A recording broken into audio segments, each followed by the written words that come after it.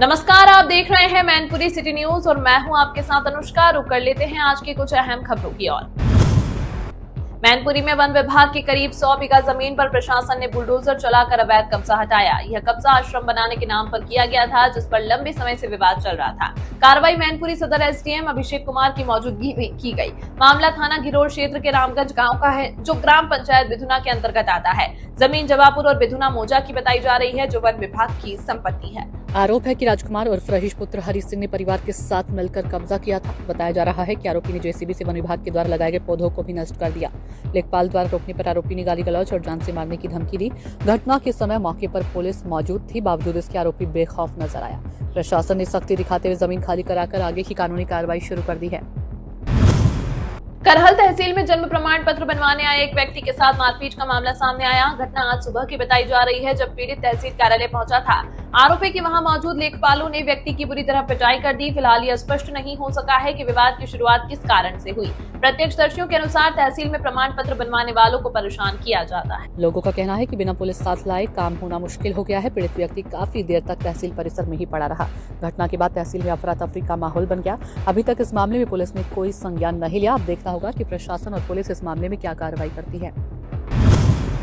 अपर police महानिदेशक Agra zone अनुपम कुलश्रेष्ठ के निर्देशन में महिला सुरक्षा अभियान ऑपरेशन जागृति फेज 5 की शुरुआत की गई। अभियान का उद्देश्य महिलाओं व बालिकाओं को जागरूक कर स्वावलंबन को बढ़ावा देना है। इसके तहत महिलाओं के प्रति होने वाले अपराधों की रोकथाम और सुरक्षा पर विशेष चर्चा की गई। झूठे मामलों, किशोरावस्था में प्रेम प्रसंग, घर से पलायन जैसे विषयों पर जानकारी दी गई। साइबर हिंसा, साइबर सुरक्षा और सुरक्षित असुरक्षित स्पर्श पर भी जागरूक किया गया।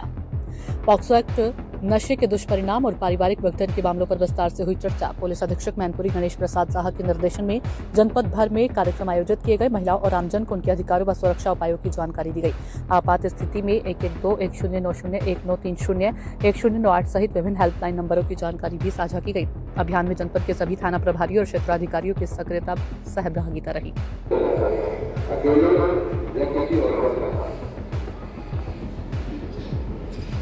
बहुत पहले लड़के और लड़कियां हीरो और हीरोइन बनने के लिए अपना घर छोड़ के बम्बई की तरफ भाग जाए।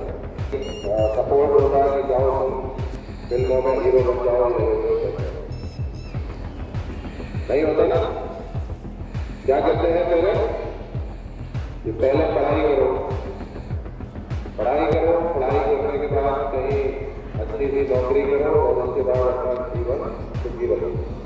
किसी के भी पेरेंट्स नहीं चाहते कि उसका बच्चा घर से जाए और जाके पिक्चरों में काम करना शुरू करे। ये पुराने जमाने में बहुत होता है। हमारे बीच में तमाम ऐसे पेरेंट्स आपसे कहते हैं, टीचर्स कहते हैं, इनके बचपन में इन्होंने ये कहानियां सुनी। लेकिन धीरे धीरे पिछले कुछ सालों से जो एक अपराध बढ़ता जा रहा है, वो है कम उम्र के लड़के और लड़कियां ये घर छोड़ के चले जा रहे हैं। घर से आपस में आकर्षण के कारण, प्रेम के कारण या जो भी कहिए उसके कारण अपना घर छोड़ के चले जा रहे हैं। और ये धीरे धीरे समाज में एक गंभीर प्रॉब्लम के रूप में उभर रहा है। स्कूल में पढ़ते हुए, कहीं कोचिंग क्लास में पढ़ते हुए या किसी भी तरीके से मोहल्ले में या आते जाते हमको किसी न किसी व्यक्ति से अगर कहीं इंटरेक्शन या आकर्षण होता है और किसी गलत आदमी के बातों में आके हम अपना घर छोड़ के चले जाते हैं, तो उस मैनपुरी में एक 50 वर्षीय सराफा व्यापारी द्वारा आत्महत्या करने का मामला सामने आया। मृतक की पहचान संजीव उर्फ बॉबी के रूप में हुई। बताया जा रहा है कि संजीव ने घर से कुछ दूरी पर तमंचे से खुद को गोली मार ली। घटना कल रात की बताई जा रही है। देर रात तक घर न लौटने पर परिजनों ने उनकी तलाश शुरू की। खोजबीन के दौरान घर के पास स्थित गोदाम के नजदीक उनका शव मिला। सूचना मिलते ही पुलिस मौके पर पहुंची और जांच शुरू की। फिलहाल आत्महत्या के कारणों का पता नहीं चल सका। थाना कोसंबरा पुलिस ने मामले में आवश्यक कार्रवाई शुरू कर दी है। शव को पोस्टमार्टम के लिए भेज दिया गया है। रिपोर्ट के आधार पर आगे की कार्रवाई होगी। क्या नाम?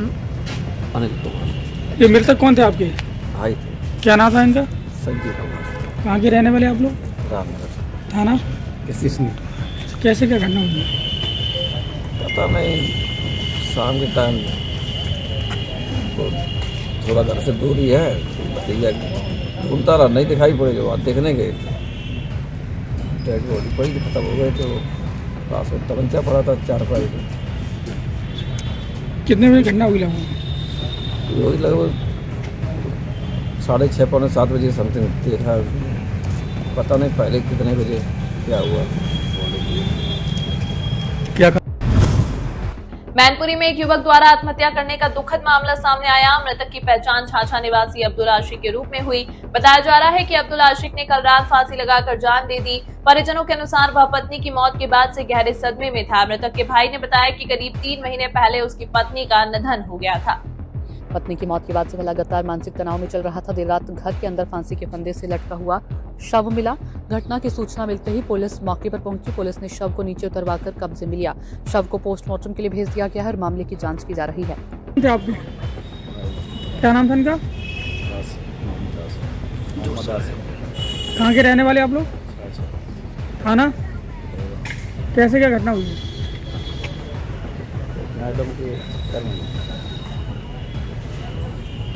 क्या हुआ, मतलब कैसे क्या खत्म हुई है? उसके याद के चक्कर में चल रहे। किसकी याद में? कितने महीने पहले खत्म हुई थी बीवी इनकी? 3-3.5 अच्छा, घर में कैसे खत्म हुई है? फांसी से। घर में या घर के बाहर? घर के अंदर। कितने बजे की घटना है ये? 5 बजे, कल शाम की? 5-6 बजे। बेवर स्थित अमर शहीद इंटर कॉलेज में युवाओं के लिए जागरूकता अभियान का आयोजन किया गया। कार्यक्रम में युवाओं को दोस्ती और समाज के प्रति जिम्मेदारी का संदेश दिया गया। वक्ताओं ने कहा कि आज के माहौल में युवा गलत रास्तों की ओर भटक रहे हैं। पहले बच्चे अधिकारी, इंजीनियर बनने के सपने देते थे, लेकिन अब मोबाइल का अधिक प्रभाव है। युवाओं से अपील की गई है कि वे अनुशासन और सही सोच के साथ आगे बढ़ें। समाज में खुद को एक अच्छा नागरिक बनकर प्रस्तुत करने की जरूरत बताई गई। बच्चों को भी आगे बढ़कर समाज में सकारात्मक भूमिका निभाने के लिए प्रेरित किया गया। शिक्षा को जीवन का सबसे मजबूत आधार बताया गया है। परिवार और समाज का नाम रोशन करने का संकल्प दिलाया। कार्यक्रम का उद्देश्य युवाओं की सोच बदलकर उन्हें सही दिशा देना रहा।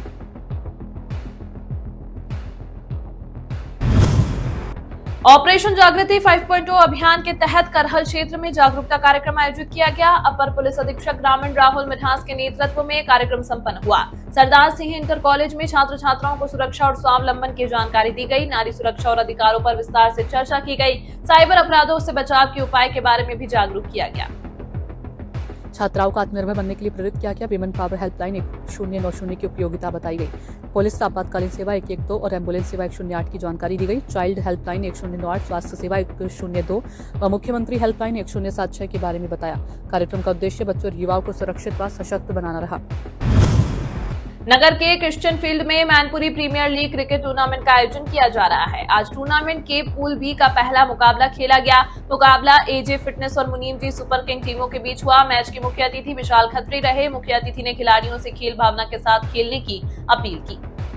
उन्होंने कहा कि खेल में जीत से ज्यादा अनुशासन और खेल भावना मायने रखती है। विशाल खत्री ने दोनों टीमों के खिलाड़ियों से परिचय प्राप्त किया। खिलाड़ियों को बेहतर प्रदर्शन और स्वस्थ प्रतिस्पर्धा का संदेश दिया गया। मुकाबले के दौरान दर्शकों में खासा उत्साह देखने को मिला। इस अवसर पर मैनपुरी संगठन के सभी पदाधिकारी मौजूद रहे। अमित, आपने टॉस हार के पहले बैटिंग मिली है, आपको क्या लगता है बैटिंग में कितनी गहराई रहेगी आपकी? मेरी बैटिंग में थोड़ी गहराई है। अगर बॉलिंग डिपार्टमेंट की बात की जाए तो कितने आपने स्पिनर खिलाए हैं और कितने पेसर खिलाए हैं? 2 स्पिनर हैं, 3 पेसर। कहाँ तक रोकना चाहेंगे सामने वाली टीम को? अजय भाई, आज आपका IPL में पहला मैच है। आज अपने टॉस जीत के ही पहले बैटिंग फील्डिंग ली है। क्या डिसीजन ये आपका सही रहेगा? जी, मेरे जो प्लेयर हैं वो थोड़े बाहर से आए हैं, तो एक बार फर्स्ट प्लेइंग हम लोग देख के पिच का मुआयना लगा सकते हैं कि कैसी पिच खिला रही है, इसलिए मैंने फील्ड